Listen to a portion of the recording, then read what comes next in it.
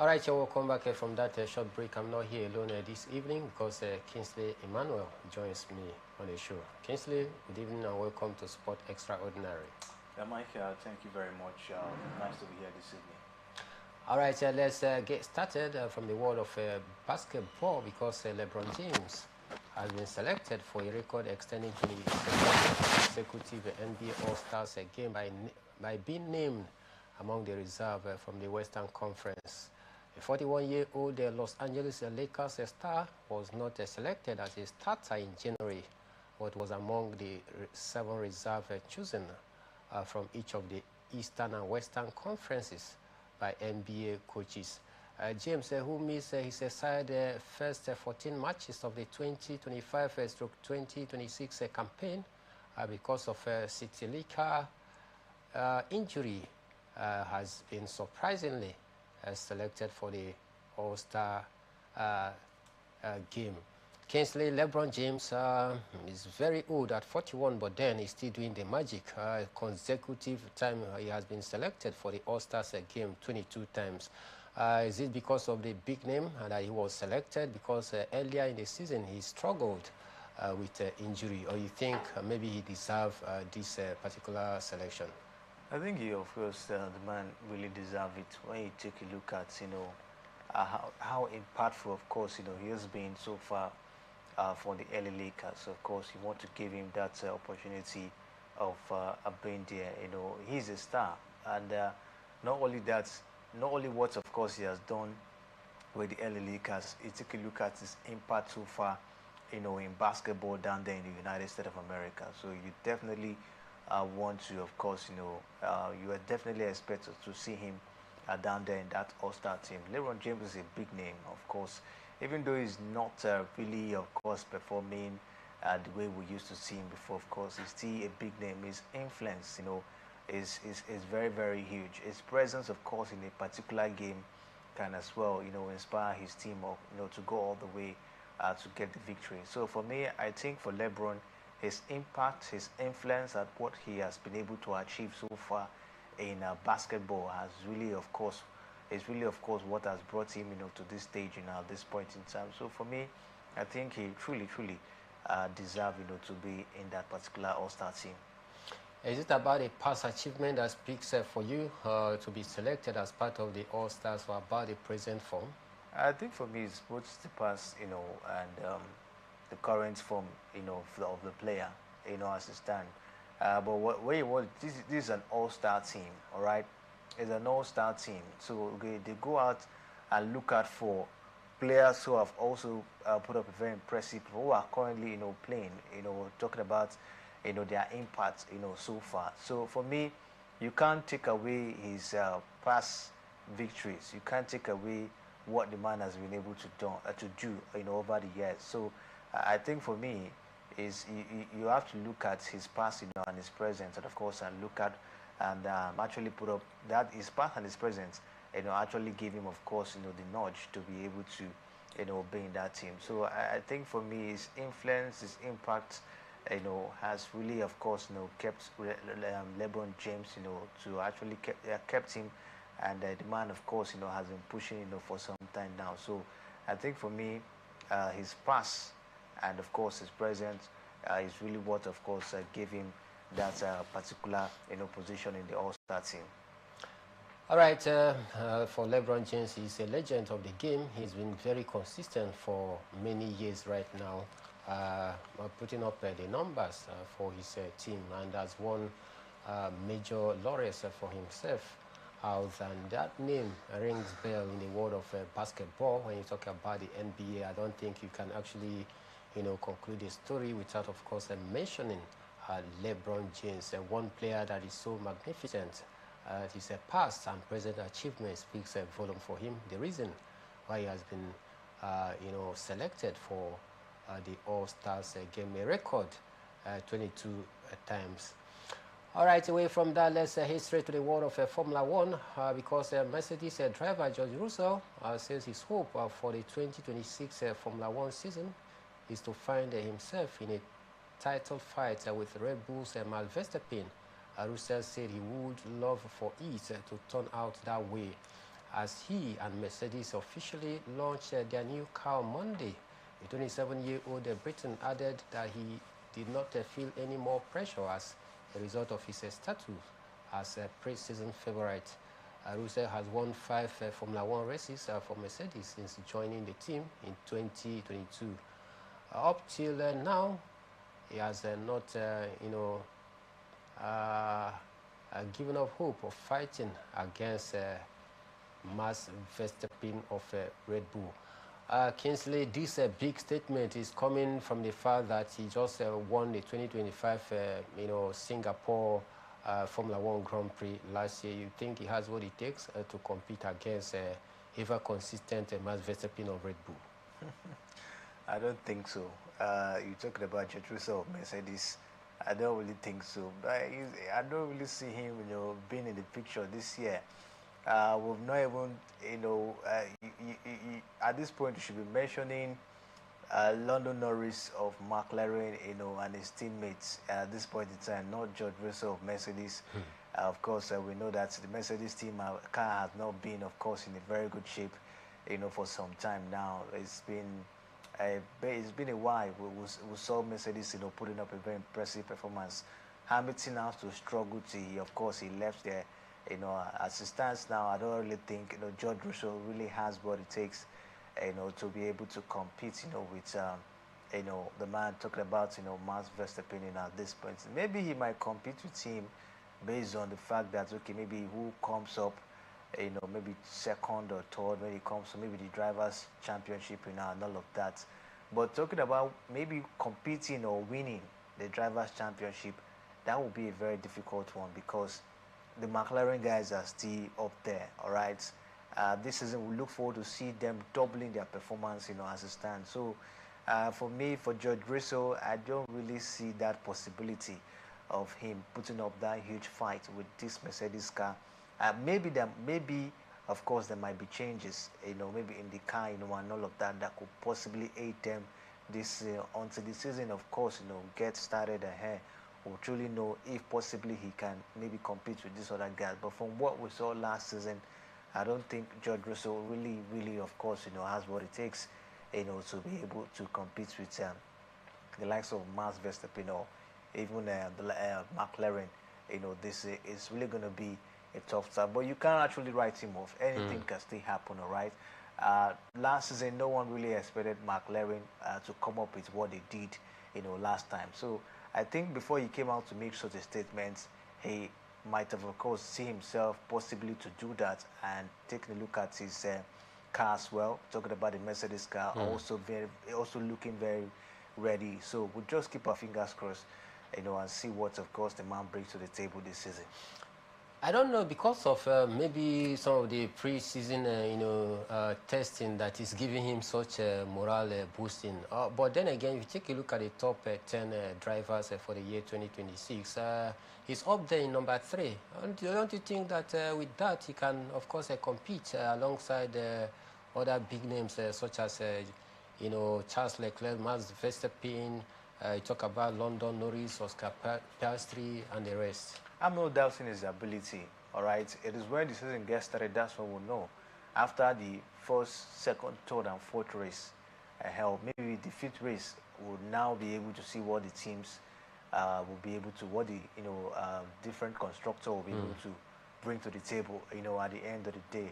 Is a different ball game of having a good performance, maybe in the preseason testing and all of that.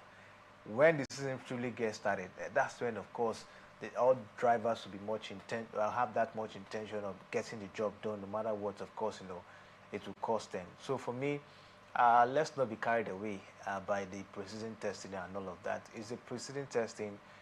Some of these drivers might not really even give their best until the main race as well. We'll see them coming up with a very impressive performance. So like I said, I'm not doubting his ability.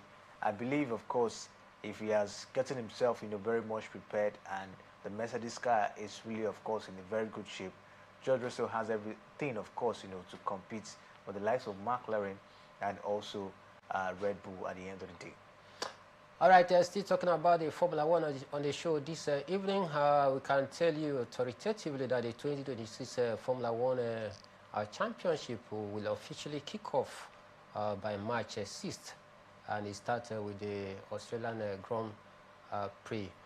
Kingsley, do you still see the possibility of the McLaren drivers, maintaining their strong, lead? Yeah, I think so. I think if you take a look at their car, first of all, you want to, of course, say that they have what it takes to also compete very well. This season they had one of the best car last season, and I believe they're going to be, of course, they're going to try to improve on that. Come this season, as it stands. So, from what we've seen so far, I think McLaren has what it takes, of course, to be able to push harder, this season. For Red Bull, I think they're also there to compete, but we might also see maybe Ferrari as well, coming up with something huge with the likes of, Lewis Hamilton, who actually went there last season but didn't really have a good time.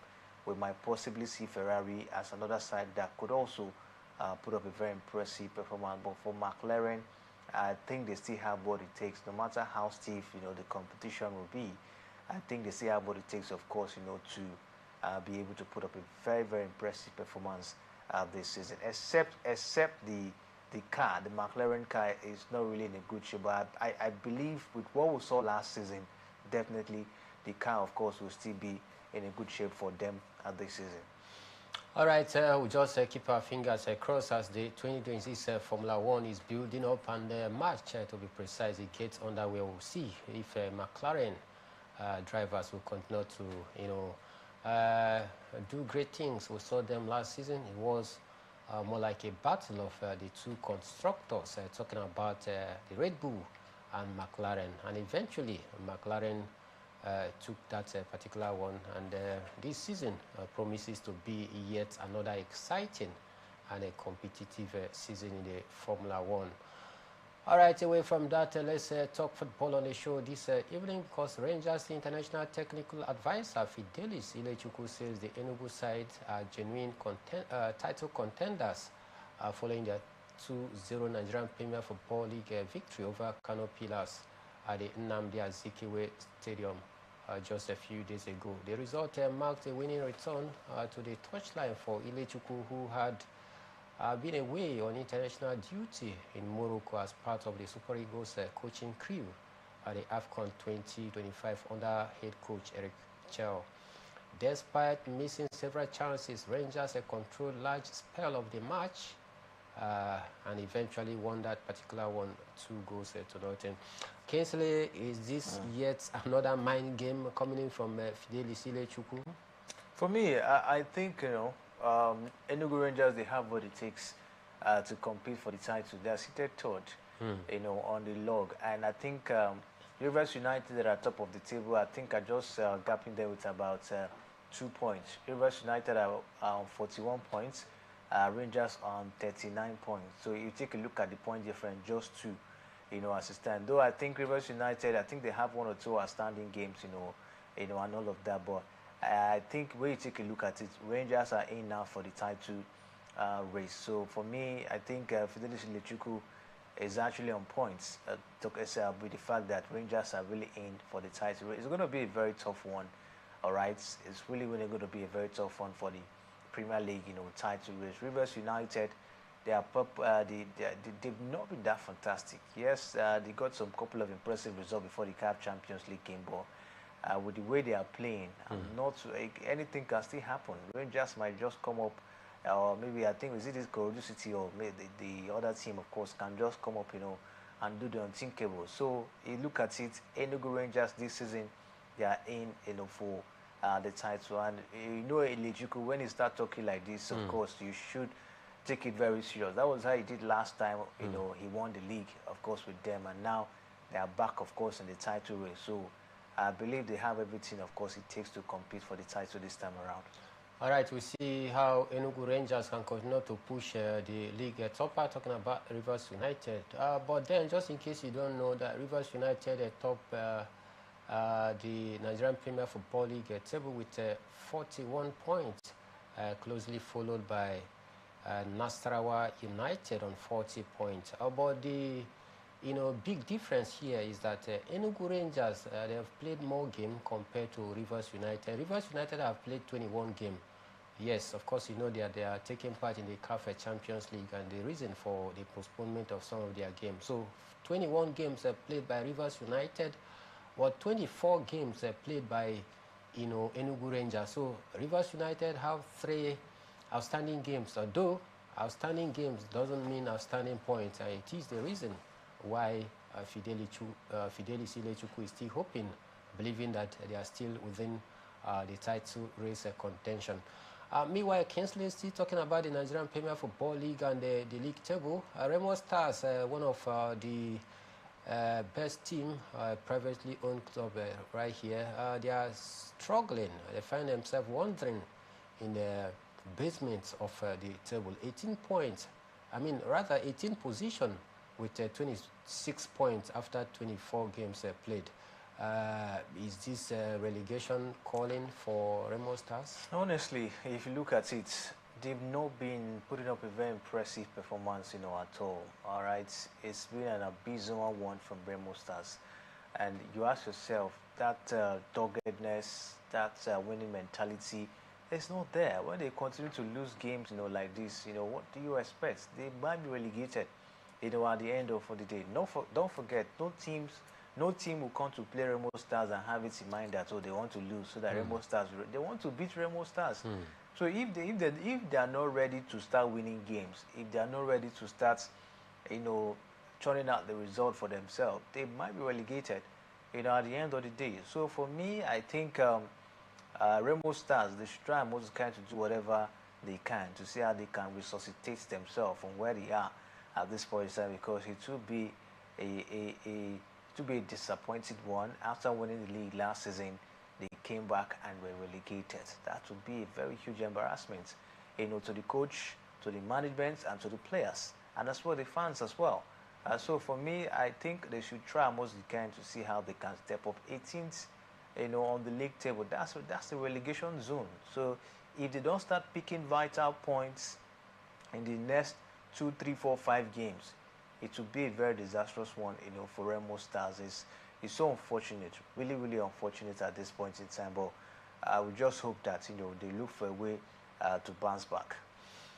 Look for a way for them to bounce back, because it's going to be a very terrible one that after winning the league last season, they head down to the relegation, and it is not a good one at all. We just believe that they can be able to find their way back to winning ways, so that at least if they don't even end up a fight, because fighting for the league title is off the hook, Kingsley. Yeah. The battle should be to stay afloat the Nigerian Premier Football League. The battle is to survive relegation. Yes, that's the thing for Remo Stars now. They're not talking about winning league or qualifying for a continental games. The title is let's try and stay afloat. Let's not be relegated. That's actually the goal now at this point in time, and it's so unfortunate that a team that won the league last season are now fighting to survive relegation. All right, it's so unfortunate. So for Remo Stars, I think that's the only goal they have now in the Nigerian Premier Football League. Play your games, win, and then look for a way to survive relegation and see how you can, of course, put things right, come next season. Still talking about putting things right, Kingsley, 38 games to play in each season, 24 games played already. If you do the minus and plus, you have 14 games to go. That 14 games we are talking about, maybe 42 points here. With 14 games to go, do you see Remo Stars surviving? Definitely, if they, of course, start getting the necessary results, as it stands. If they start getting the necessary result, if they can stop losing, all right, in this remaining 14 games, they stand a good chance of scaling through, the relegation zone. That's the thing. But if they keep on losing, getting draws, I tell you, relegation, of course, is not far from them. So they must do everything they can going forward from now to make sure that they pick, 3 points in almost all their games, to make sure that they stand a very good chance, of course, of qualifying, of staying afloat, of surviving relegation. If not, it's really going to be a very, very disappointing one. Yes, they've tried. I think this would possibly be their fourth season since they got, of course, promoted to the Nigerian Premier Football League, and is in the space of 4 seasons they've qualified for the CAF Champions League twice. It's a huge one, of course, for Remo Stars, a privately owned team in the Nigerian Premier Football League. So I believe with the situation of things, if their coach Daniel Gomodede can put this in place, and then look forward to see how to get back that fighting spirit we used to see, that winning mentality. Remo Stars, whenever you play them, you're always afraid because of how the boys are so optimistic of getting the results on the pitch of play. If the coach can see how to revive that spirit, of course, in the players, I tell you, the remaining 14 games will be a very impressive one for Remo Stars, and if they do so, then they stand a huge chance of surviving relegation. All right, we just hope that they can find a way to start winning so that they can survive relegation. Away from that, let's talk about the CAF Champions League, because Rivers United head coach Finidi George has admitted that recruitment would be key for the club going forward after another difficult night in the CAF Champions League following their 1-0 defeat to Zambia's side. Talking about Power Dynamos in Uyo. Rivers United endured yet another frustrating evening on Saturday, rather on Sunday at Uyo, with their third defeat and one draw in 4 matches. This is a very worrisome one, Kingsley, at a time where we are trying to see if we can improve our rankings. Talking about the African League rankings, Rivers United, the only hope, the only surviving hope for us, that should have been able to help us go fast so that we can get the point coefficient and that will enable Nigerian Premier Football League teams at least have more teams in the CAF Champions League. It's looking likely that they will be knocked out of the competition. With just 2 games to go, 4 games has been played, 3 defeats, 1 draw. Can Rivers United still qualify? It's going to be difficult. I actually took my time to go through their chances of qualifying, and I discovered that it will be very difficult for Rivers United. I think they have about 2 games, remaining, and their chances of qualifying is very, very slim. I think they are even bottom of that table, as it stands. So their chances of qualifying is very, very slim. All right, they have to.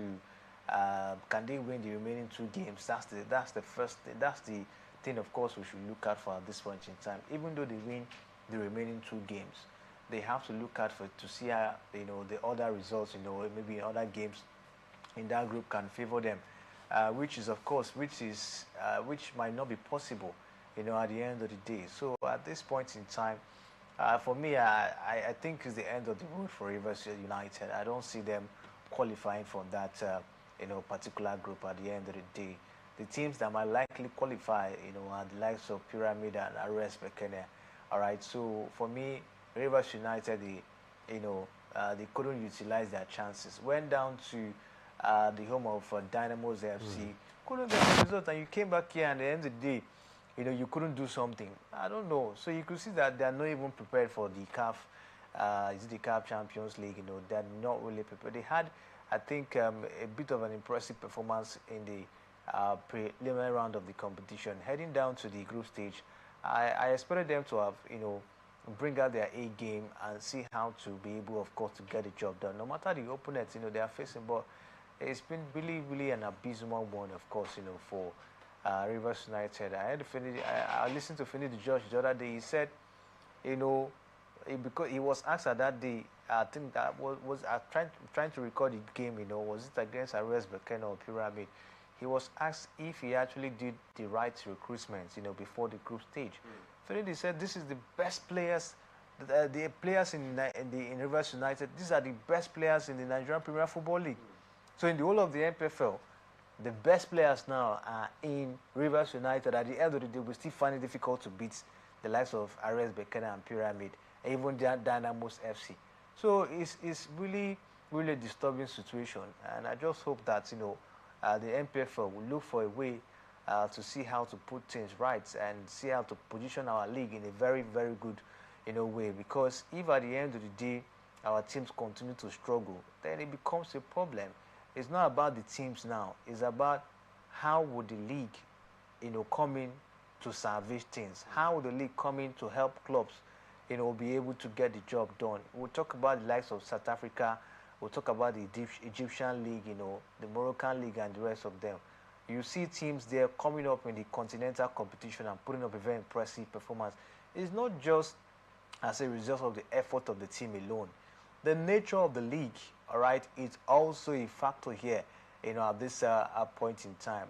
Take a look at the South African league, where, of course, the teams stand a whole lot to gain, from the league body in terms of TV rights, and all of that. They have enough money to get the best of players to be able, of course, to execute their games at the end of the day. But we rely on what we have here. For a team to be able to get enough money to go out there and sign players, maybe from other leagues, it's difficult here in the Nigerian Premier Football League. All right, the highest we'll go, maybe we'll go to Ghana, get one or two players and pay them, let's say, ₦1 million or thereabouts.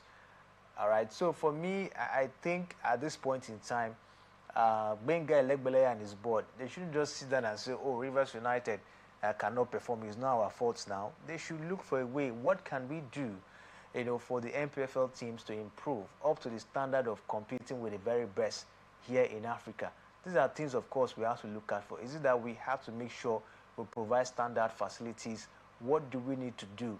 Do we bring in, foreign coaches to come train our home-based coaches, or should we, of course, take some of our home-based coaches for refresher courses? These are things we have to look out for. What are the things we can do to change the dynamics, to make our league better, to make the teams in the MPFL play better and be able to compete, in the continent? These are things, of course, we should be looking out for at this point in time. Since Enyimba won the CAF Champions League, then what has been the impacts of MPFL teams, in the continent?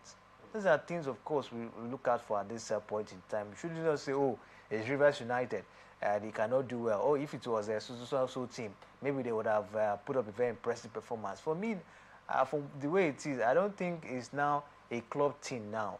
It should be a collective effort. What should be done to make sure that MPFL teams are of that standard to compete at the continental level?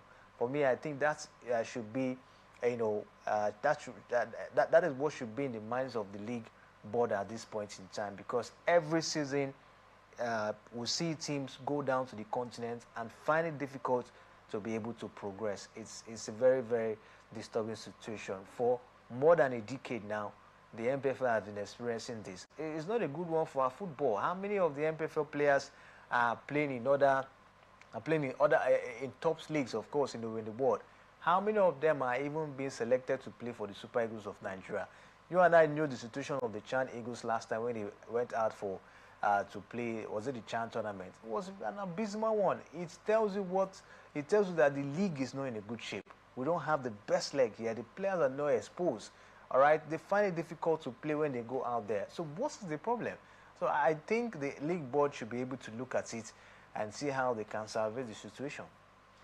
League board should take a look at some of these lapses and see how to salvage the situation so that we can have a better organized league right here in the country. But at this point, we take a quick break. When we are back in the second half, we dive straight to Europe and we'll bring you some of the latest gist. As Pep Joseph Salah Guardiola demands their 6 points gap between Arsenal as they dropped a point over the weekend against Tottenham Hotspur. We'll take you through that, and of course, the big one tonight as Arsenal welcomes Chelsea at the Emirates Stadium.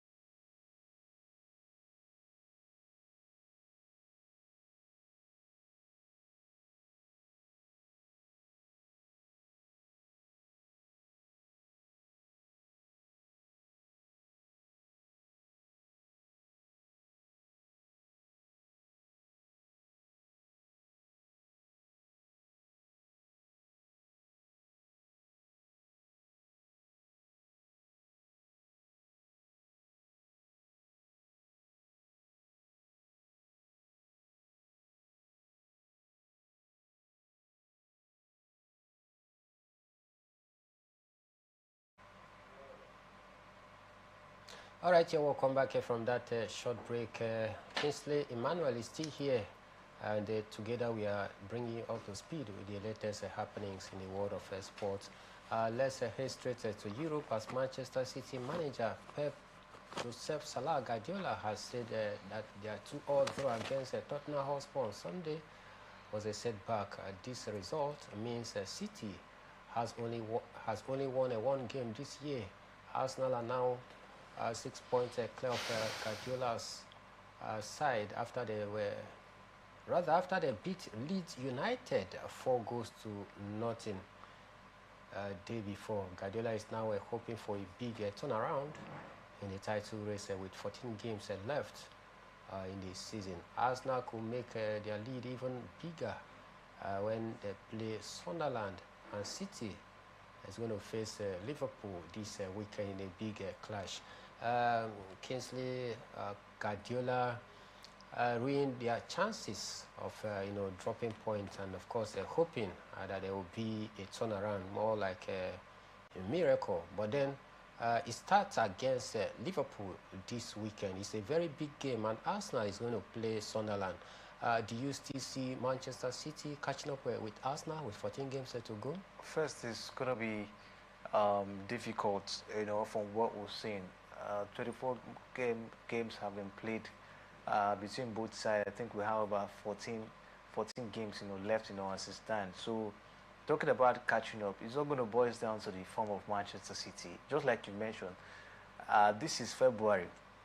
Manchester City has only won once in the Premier League. All right, it's a very poor one. We'll see them struggle. Over the weekend, they were even winning before we saw that comeback, from Tottenham Hotspur. So what's really the problem?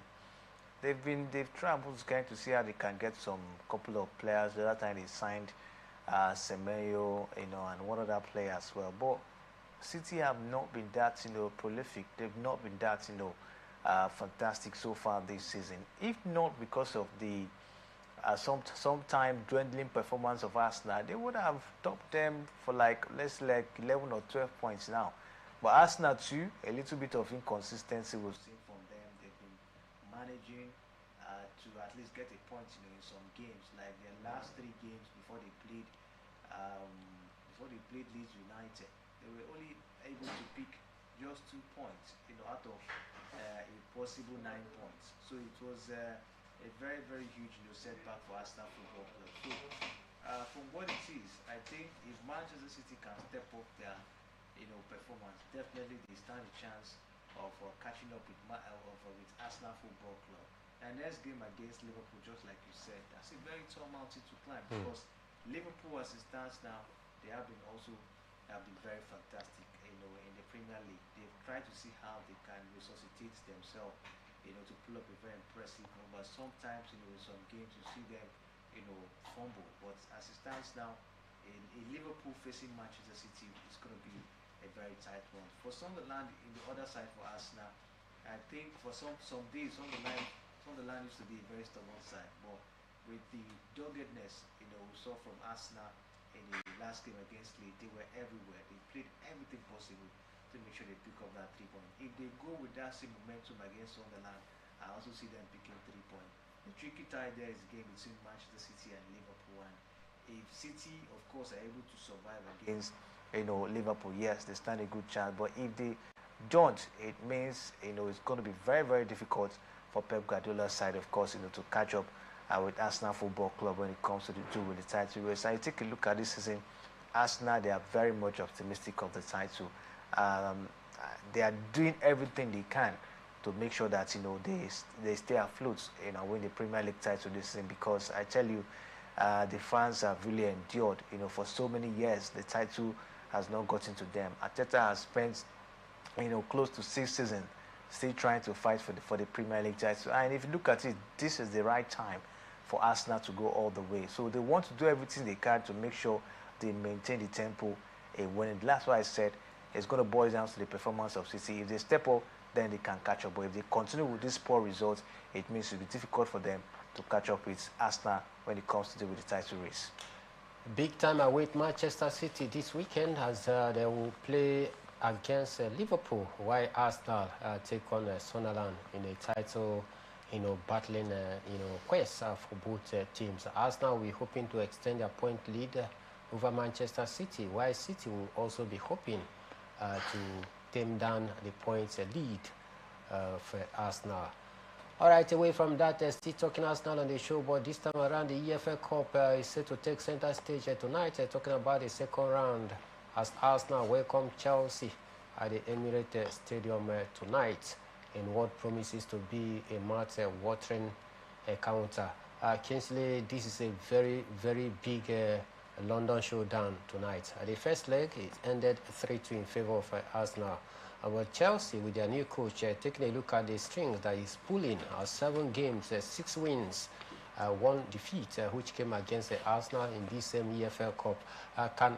Can Chelsea rather turn around the result tonight at Emirates Stadium? Yes, for me, I think Chelsea have what it takes. You take a look at the games they've played, all right, under the new manager, you could see that there's a new spirit in the team, all right. They want to win all games.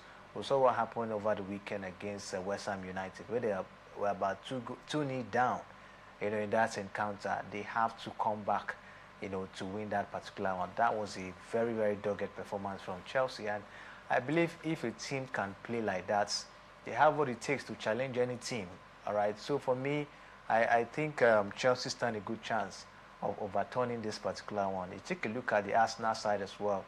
They have injury worries. Bukayo Saka is not in good shape. He might not, of course, be, in this encounter.